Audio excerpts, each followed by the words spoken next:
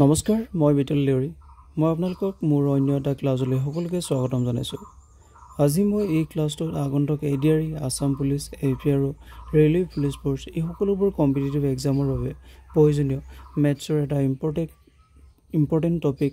Compound ইণ্টাৰেষ্টৰ বিষয়ে আলোচনা কৰিম। যদি আপোনালোকে মোৰ ভিডিঅ' চাই ভাল পায় মোৰ ভিডিঅ'বোৰ লাইক কৰিব, কমেন্ট কৰিব, শ্বেয়াৰ কৰিব, লগতে চেনেলটো সাবস্ক্ৰাইব কৰি দিব আৰু কাষতে থকা বেল আইকনটো প্ৰেছ কৰিবলৈ নাপাহৰিব। আহক আজিৰ ভিডিঅ'টো ষ্টাৰ্ট কৰোঁ। সো আজিৰ টপিক হৈছে কম্পাউণ্ড ইণ্টাৰেষ্ট। ই এটা খুবেই ইম্পৰ্টেণ্ট টপিক হয়।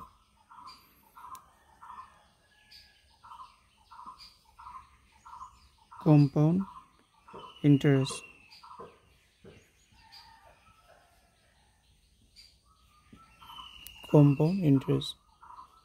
যাক অসমীয়াত কোৱা হয় চক্ৰবৃদ্ধি সুদ।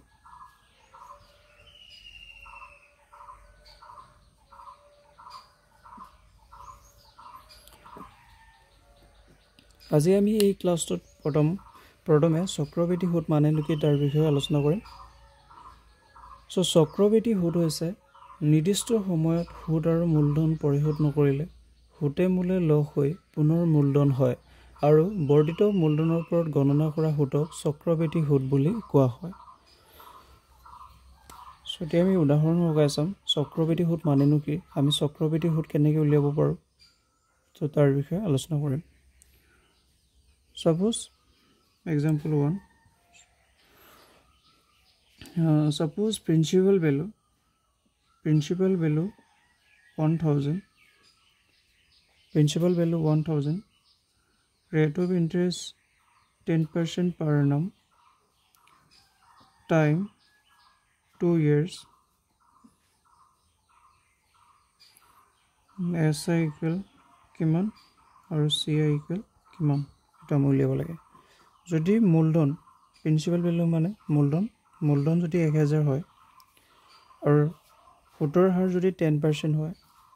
টাইম যদি 2 ইয়াৰ্স হয়, তেতিয়া ইয়াৰ SI আৰু CI কিমান হ'ব এটা আমি উলিয়াম। SI মানে হৈছে সিম্পল ইন্টাৰেষ্ট। অলৰেডি আমি সিম্পল ইন্টাৰেষ্টৰ বিষয়ে ইয়াৰ আগৰ ক্লাছটোত আলোচনা কৰিলোঁ। CI মানে হৈছে কম্পাউণ্ড ইন্টাৰেষ্ট। সো আজি আমি ইয়াত বিশেষভাৱে কি চাম, কম্পাউণ্ড ইন্টাৰেষ্ট কেনেকৈ ফাইণ্ড কৰিব লাগে তাৰ বিষয়েহে চাম। নাও ইয়াৰ এনসাৰ আমি কেনেকৈ কৰিম, মই ফাৰ্ষ্ট ইয়াৰ SI ফাইণ্ড কৰি দেখাম। সো ইয়াত প্ৰিন্সিপাল ভ্যালু কিমান দিয়া আছিলে আমাক ₹1000, আমি প্ৰিন্সিপাল ভ্যালুটো লিখি ল'লোঁ। সো আমি কিমান ইয়াৰ্ছৰ কাৰণে SI উলিয়াব লাগে সেইটো চাম। সো আমি কিমান সময়ৰ কাৰণে SI উলিয়াব লাগে, 2 ইয়াৰ্ছৰ কাৰণে। সো আমাৰ সময় দিয়া আছে 2 বছৰ। সো 2 বছৰ কৰিলে 2 বছৰৰ কাৰণে আমি যদি SI উলিয়াব লাগে তেতিয়া মই কেনেকৈ কৰিব লাগে, মই অলৰেডি আগৰ ক্লাছত আলোচনা কৰিছোঁ। ফাৰ্ষ্ট ইয়াৰ, সেকেন্ড ইয়াৰ। সো ফাৰ্ষ্ট ইয়াৰ এতিয়া ৰেট অফ ইণ্টাৰেষ্টটো কিমান দিয়া আছে, 10% দিয়া আছে। সো আমি ফাৰ্ষ্ট কি কৰিম, 1000 যিটো আমাৰ প্ৰিন্সিপাল ভ্যালু 1000 দিয়া আছিলে, ইয়াৰ আমি কি কৰিম 10% ফাইন কৰিম। সো ইয়াৰ 10% কিমান হ'ব, 10% ফাইন কৰিবৰ কাৰণে কি কৰিব পাৰোঁ আমি, 10% মিনছ কি 10 × 1/100। অলৰেডি মই আগতে কৰাইছোঁ, সো মই আকৌ এবাৰ কৰাই দিছোঁ। সো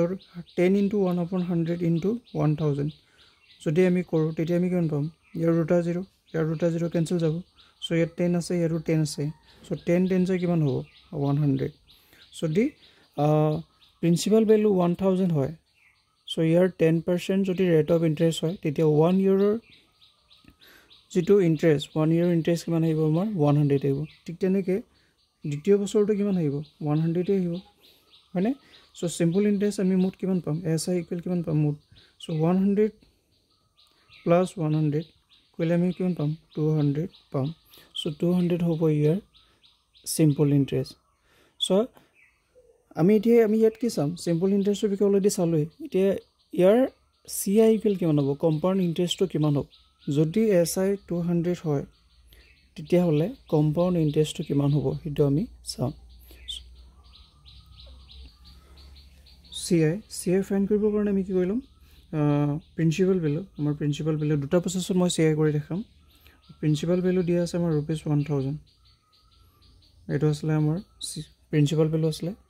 সো আমি কি উলিয়াব লাগে, কম্পাউণ্ড ইণ্টাৰেষ্ট। ইয়াতো একেই, আমি দুটা বছৰৰ কাৰণে কম্পাউণ্ড ইণ্টাৰেষ্ট উলিয়াব লাগে 10%কৈ। সো 1000ৰ 10% কিমান আহিব আমাৰ 100 আহিব। ঠিক তেনেকৈ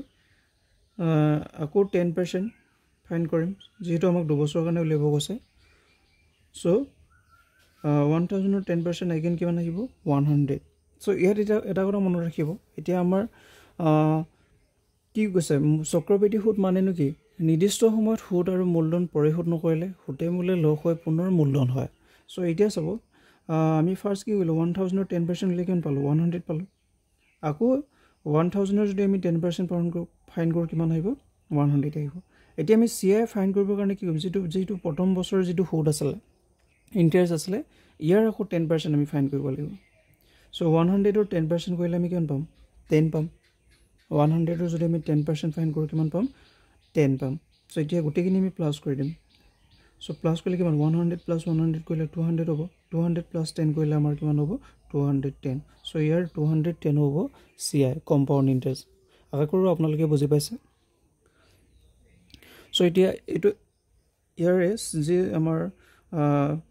কম্পাউণ্ড ইণ্টাৰেষ্ট ফাইন কৰিবলগীয়া যিটো আমাৰ প্ৰব্লেম আছিলে এইটো মই ছেকেণ্ড প্ৰচেছত ফাইন কৰি দেখাম এতিয়া আপোনালোকক চ' দুইটা প্ৰচেছে খুবেই সহজ হয় আপোনালোকৰ যিটো প্ৰচেছ ভাল লাগে সেইটো প্ৰচেছ আপোনালোকে শিকি ল'ব পাৰে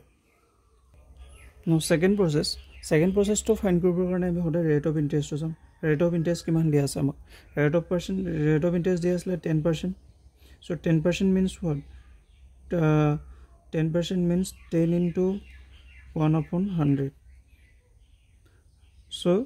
10 into 1/100 10 যে কিমান হয় 100 হয় চ' ইয়াত কিমান পাম 1/10 হ'ব rate of interest so' so' 10% equal কিমান 10% ইকুৱেল কিমান হ'লেও আমি 1/10 চ' ইয়াত 1টো হৈছে ইণ্টাৰেষ্ট আৰু 10টো হৈছে প্ৰিন্সিপাল অ'কে যদি ইয়াৰ আমি এটা ৰেচিঅ' পালোঁ ৰেট অফ ইণ্টাৰেষ্ট আছিলে 10%ক আমি কনভাৰ্ট কৰি ল'লোঁ ফ্ৰেকশ্যনলৈ কনভাৰ্ট কৰোঁতে কিমান পালোঁ 1/10 পালোঁ যিটো ইয়াৰ 1 আছে 1টো হৈছে ইণ্টাৰেষ্ট আৰু যিটো আমি 10 পাইছোঁ সেইটো হৈছে প্ৰিন্সিপাল এতিয়া এমাউণ্ট কিমান হ'ব এমাউণ্ট মানে কি এমাউণ্টৰ ফৰ্মুলাটো হৈছে প্ৰিন্সিপাল প্লাছ ইণ্টাৰেষ্ট চ' এমাউণ্ট প্ৰিন্সিপাল আছিলে 10 ইণ্টাৰেষ্ট কিমান আছিলে আমাৰ 1 10 প্লাছ 1 কৰিলে আমি কিমান পাম 11 10 প্লাছ 1 কৰিলে আমি কিমান পাম 11 এতিয়া ইয়াৰ আমি CI ফাইন কৰিম চ' কেনেকৈ কৰিম আমাক প্ৰিন্সিপাল এইফালে মই প্ৰিন্সিপাল লিখিলোঁ চ' মাজত ফাৰ্ষ্ট ইয়েৰ ছেকেণ্ড ইয়েৰ আৰু লগত এইফালে এমাউণ্ট কিমান হ'ব এইটো মই চাম চ' প্ৰিন্সিপাল আছিলে আমাৰ 1000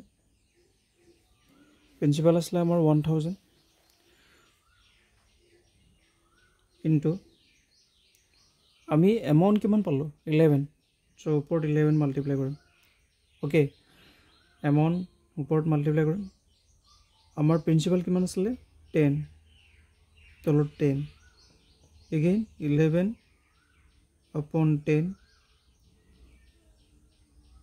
প্ৰিন্সিপাল ভেলু 1000 আছিলে ইনটু এমাউণ্টটো ওপৰত লিখিছোঁ এমাউণ্ট কিমান আছিলে আমাৰ 11 এমাউণ্ট ওপৰত আৰু প্ৰিন্সিপাল ভেলুটোৰ তলত পূৰণ এমাউণ্ট প্ৰিন্সিপাল যিটো আমাৰ 2 বছৰৰ কাৰণে উলিয়াব আছিলে কম্পাউণ্ড ইণ্টাৰেষ্ট চ' এতিয়া আমি কি কৰিম ইয়াক সৰণ কৰিম 10 যদি আমি 1000ক ডিভাইড কৰোঁ তেতিয়া কিমান হ'ব 100 বাৰ যাব এগেইন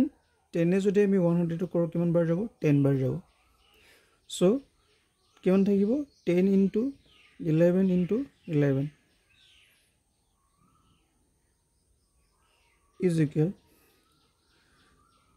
11 into 11 কৰিলে 132 132 চ' ইয়াৰ লগত যদি আমি চ' 10 into 11 into 11 into 11 কৰিলে 121 হয় 132 নহয় চ' ইয়াত কিমান হ'ব 121 into 10 আমি কিমান পাম 1210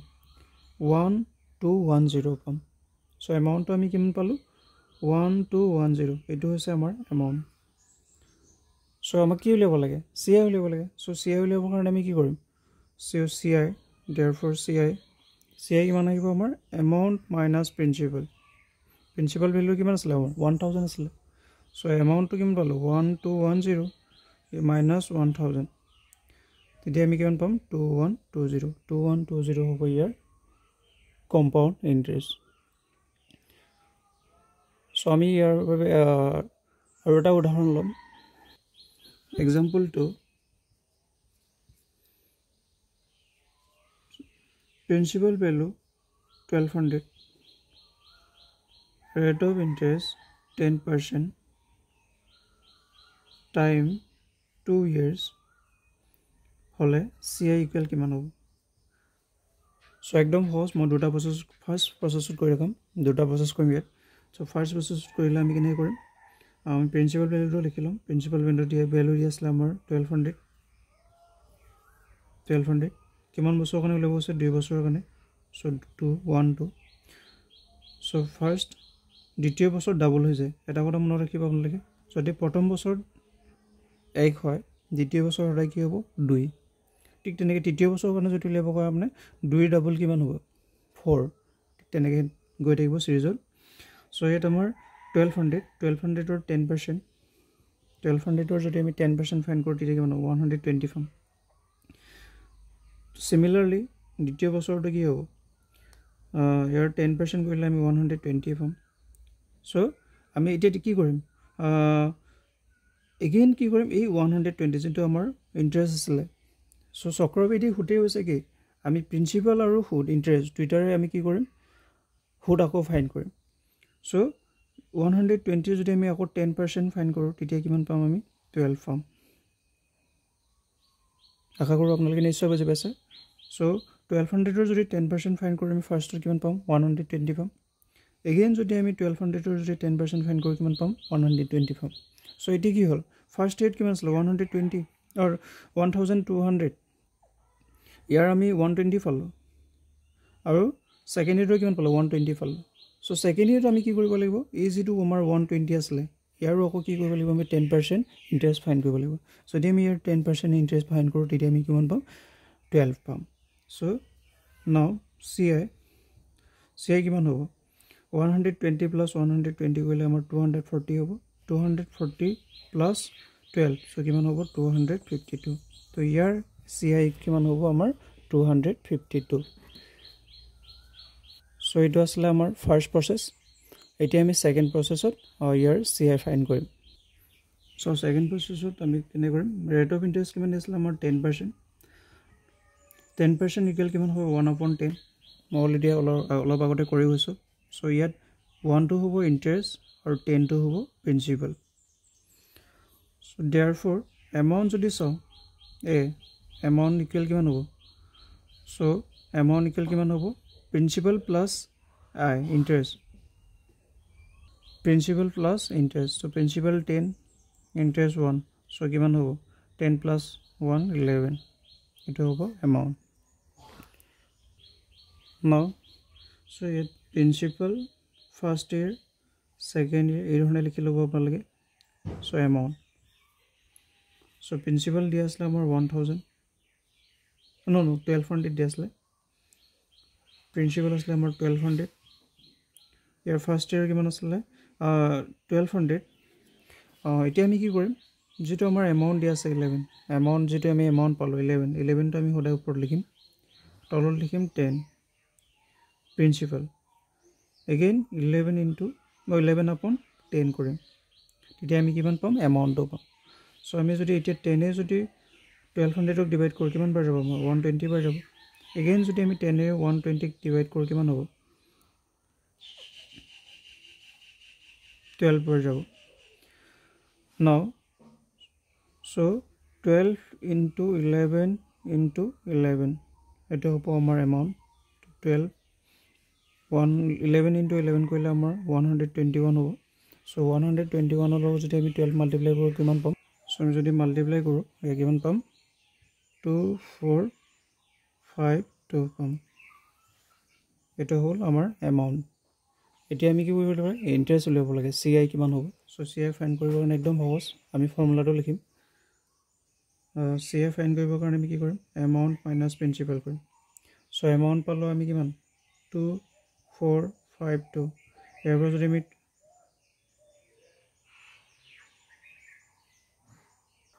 সৰি দে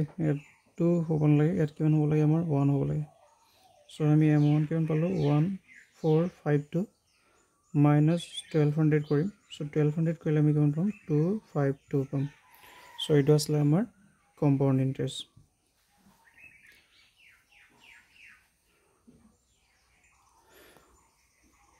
সো আশা কৰোঁ আপোনালোকে নিশ্চয় বুজি পাইছে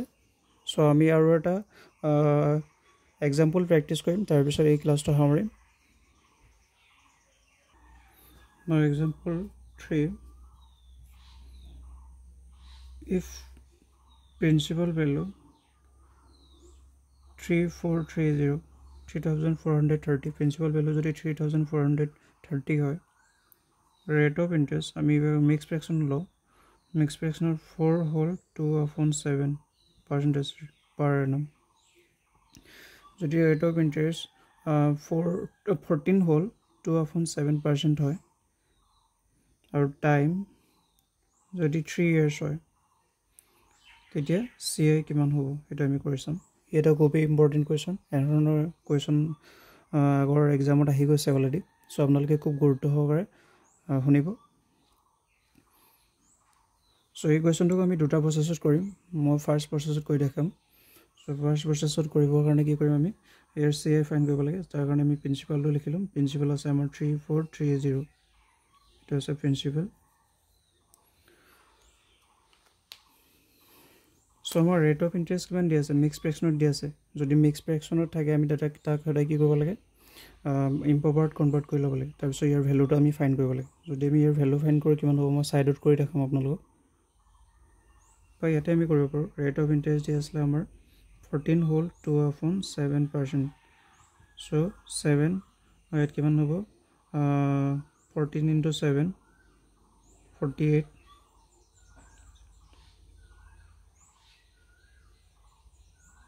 plus 2 so আমাৰ কিমান হ'ব 50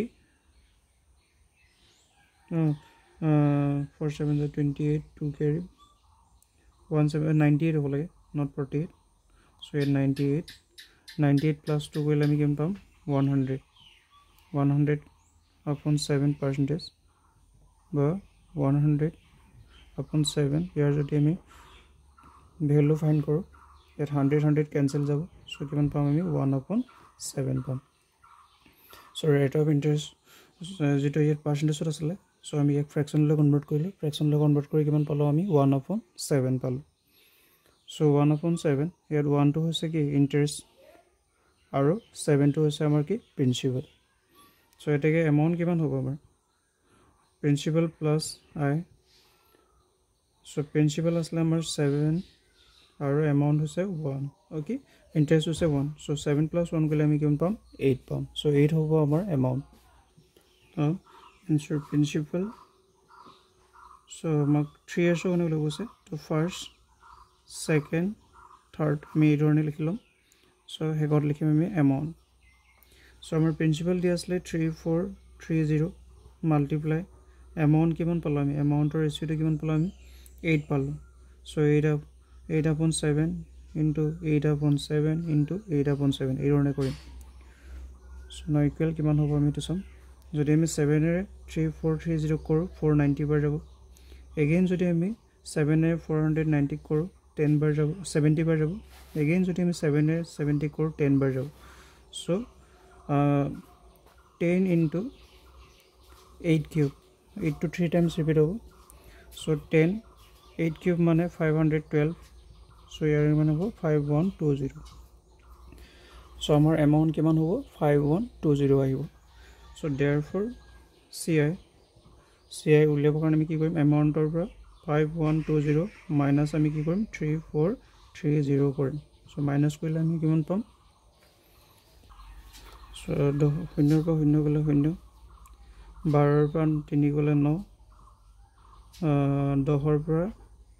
4 গলে 6 4 পৰা 3 গলে 1 1690 এটো হ'ব আমাৰ কম্পাউণ্ড ইন্টাৰেষ্ট সো এটো আমি এতিয়া সেকেন্ড প্ৰসেছত কৰিম তাৰ পিছত মই ভিডিওটো সামৰিম now second process so principal value so 3430 এটো আছে আমাৰ প্ৰিন্সিপাল চ' আমাক কিমান বছৰ কাৰণে উলিয়াব আছে 3 years কাৰণে চ' 1 2 3 এনেকৈ আমি ভাগ কৰি ল'ম চ' 1 years 1 টাইম হ'ব চ' ছেকেণ্ড ইয়েৰত কিমান হ'ব এইটো 2 টাইমছ হ'ব আকৌ 3 বছৰত কি হ'ব ই বাই ডাবল হৈ যাব টুৰ যদি আমি বাই ডাবল কৰোঁ কিমান পাম আমি 4 পাম চ' এই ধৰণে আপোনালোকে লিখি ল'ব পাৰে নেকি চ' একদম সহজ হয় চ' এতিয়া আমি চাম 3430 আমাৰ পাৰ্চেণ্টেজটো ৰেট অফ ইণ্টাৰেষ্ট কিমান আছিলে ৰেট অফ ইণ্টাৰেষ্ট আছিলে 14 whole 2/7% চ' ইয়াৰ ইকুৱেল কিমান পাইছিলোঁ আমি 1/7 পাইছিলোঁ চ' 1/7 যদি আমি 3430 যদি ডিভাইড কৰোঁ তেতিয়া আমি কিমান পাম 490 চ' আপোনালোকে কৰি চাব পাৰে এগেইন ইয়াতো 490 হ'ব নেক্সট আমি 490 1/7 চাম মানে আমাৰ পাৰ্চেণ্টেজ যিহেতু ৰেট অফ ইণ্টাৰেষ্টটো আছিলে 14 whole 2/7 চ' ইয়াৰ ভেলু কিমান পাইছিলোঁ 1/7 পাইছিলোঁ চ' 490 লগত আমি 1/7 মাল্টিপ্লাই কৰিলে কিমান পাম 7 7 × 49 ত' ইয়াত 70 হ'ব এগেইন থাৰ্ড ইয়েৰৰ কাৰণে কিমান হ'ব এইটো একেই থাকিব ছেইম 490 এইটো চিৰিজত একেই থাকিব নেক্সট আমি কি চাম 490 যেটা আমাৰ ফাৰ্ষ্ট আছিলে 497 1/7 যদি চাওঁ কিমান হ'ব 70 আহিব ঠিক একেদৰে ইয়াৰ যদি আমি 1/7 চাওঁ কিমান হ'ব 70 আহিব নেক্সট আমি কি কৰিম এই 70ৰ 1/7 চাম যদি ইয়াৰ 1/7 চাওঁ আমি কিমান পাম আমি 10 পাম চ' এই ধৰণে আপোনালোকে ভাগ কৰি ল'ব পাৰে চ' ফাৰ্ষ্ট এইটো ভেলু আৰু এইটো ভেলু ছেইম হ'ব তাৰপিছত ট্ৰাইংগলৰ ভেলু এইটো ভেলু ছেইম হ'ব তাৰপিছত আমি কি কৰিব লাগে এই 70ৰ 10% ল'ব 1/7 ল'ব লাগে চ' 70ৰ 1/7 যদি 70 লগত আমি যদি 1/7 মাল্টিপ্লাই কৰোঁ কিমান হ'ব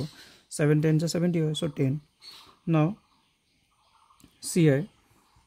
গোটেইকেইটা আমি প্লাছ কৰিব লাগিব 490 × 490 + 490 + 490 গোটেইকেইটা যদি আমি প্লাছ কৰোঁ কিমান পাম 0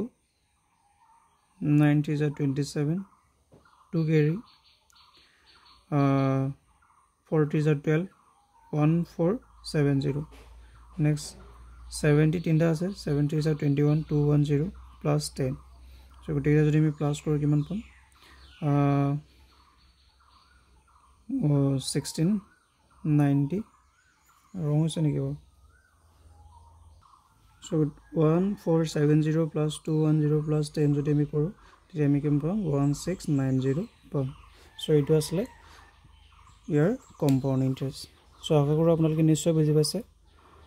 যদি মোৰ ভিডিঅ'বোৰ চাই ভাল পাইছে তেতিয়াহ'লে মোৰ ভিডিঅ'বোৰ লাইক কৰিব কমেণ্ট কৰিব শ্বেয়াৰ কৰিব লগতে চেনেলটো ছাবস্ক্ৰাইব কৰি দিব আৰু কাষতে থকা বেল আইকনটো প্ৰেছ কৰিবলৈ নাপাহৰিব so আজিৰ ভিডিঅ' ইমানেই আছিলে